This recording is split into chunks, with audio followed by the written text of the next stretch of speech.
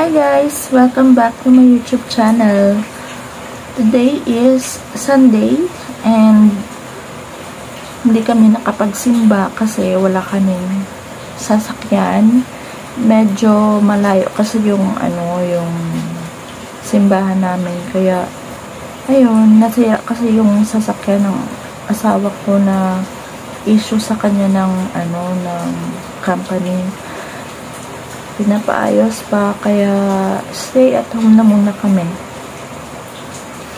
At nagkaroon kami ng time na ipasyal yung mga bata sa sa mall kahit saglit lang. Tapos ayun, umuwi din kaagad. So meron akong sa inyo guys, i-share about sa early detection ng cleft lip and palate ng anak kong pangatlo, ng bunso namin. So 1-year-old naman na siya ngayon. Gusto ko lang i-share sa mga buntis na magpa-ultrasound talaga kayo. Kasi yung sa akin, nakita yung na-detect sa ultrasound yung cleft lip and palate third. 5 months siya, yung nasa tiyan ko pa siya. And then syempre yung ipapatingin ko sana nun is yung gender, kasi 5 months nade-detect naman na kung babae ba o lalaki yung baby mo. So, sa akin, instead na uuwi ako masaya, naging sad yung pag-uwi ko kasi syempre excited ka na pumunta ng OB mo, tapos malalaman mo kung ano yung gender ng anak mo. Pero yung sa akin, nalaman ko yung gender na lalaki siya, pero at the same time, may kasabay na nalaman ko din na yun nga, meron siyang cleft lip and palate. So medyo hindi talaga, medyo nalungkot talaga ako sobra.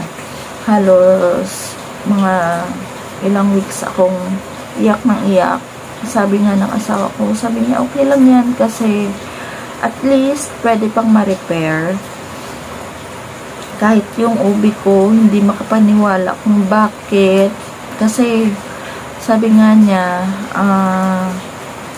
kumpleto naman. I mean, hindi pala kumpleto. Ang ibig nang sabihin, nabigay niya naman lahat ng vitamins ko simula nung nag-start akong magpa-check up. Kaso nakapagpa-check up na ako, huli na. Kasi akala ko i-reg lang ako. Nakukuha pala yung cleft lip and palate kapag meron kang folic deficiency. Disclaimer lang po ha. Based on my experience, ang sabi ng OB ko, kapag kulang ka sa sa folic, ayun, lumalabas yun yung mga kulang sa development ng yung baby. Dapat kumpleto talaga simula first trimester, dapat na kumpleto yung folic hanggang 6 months yata yun. So sa akin, nakapag-start ako mga 8 weeks na yung baby sa tiyan ko. Tapos dalawa lang daw yan yung cause, folic deficiency at saka genetic. Sa side ko, parang siguro nagkulang din ako ng folic, at saka sa side ng asawa ko po, meron po siyang pinsan na parang sa loob lang yung problema sa kanya. Wala siyang cleft lip, pero yung pagsalita niya Yun lang, hindi siya normal. Pero, okay din naman. Tanggap din naman sa pamilya.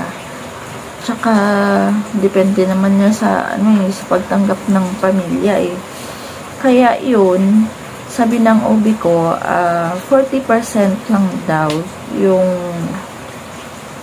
lumalabas na merong ganyan pag folic deficiency. So, siguro sa amin, sumabay, may genetic at saka folic deficiency. Kaya, nagkaroon ng cleft lip and palate yung baby namin. Pero, na-operahan na siya ngayon, guys. Nung 7 months siya. Normal na po yung labi niya ngayon. Kasi, na-repair na namin. So, next time, isi-share ko naman sa inyo kung paano ako nakahanap ng free operation sa cleft lip ng baby namin. So, yun lang yung gusto kong i-share sa inyo na yung mga mom-to-be na yung mga kasalukuyang buntis ay dapat talaga magpa-check up para at least hindi na kayo mabibigla paglabas ang baby nyo na meron siyang cleft lip and palate, or cleft lip lang ba or cleft palate lang ba. At least napatingnan nyo at maging ready kayo. Tapos siguro next video ko, isa-share ko sa inyo yung mga yung preparation ko, yung mga ginamit naming feeding bottle para sa merong cleft lip and palate. Kasi sa side namin, hindi kami masyadong nahirapan yung pagpapadede sa kanya. Kasi syempre, pag cleft lip and palate na yung pag-uusapan, iba na yun eh. Yun yung pinakamahirap na part sa pag-aalaga ng baby, yung hindi makakapag-dede ng maayos.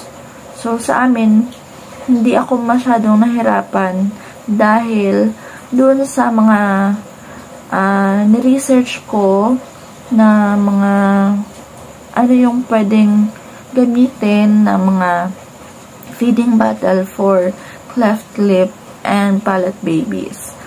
So, yun lang po yung ma-share ko. Early detection of cleft lip and palate. Kasi nag-uumpisa yung pag-develop ng mukha ng tao at the age of 2 months old based on my research. Yun daw. So, yun lang. Kasi gabi na po at saka umuulan. Ang sarap ng magpahinga at saka napagod ako sa kakalinis ng bahay kanina, ng kwarto namin. See you on my next video, guys. Sana patuloy niyong panoorin yung mga videos ko na i-upload, and sana po mag-like and mag-share and mag-subscribe. Thank you and good night. Bye!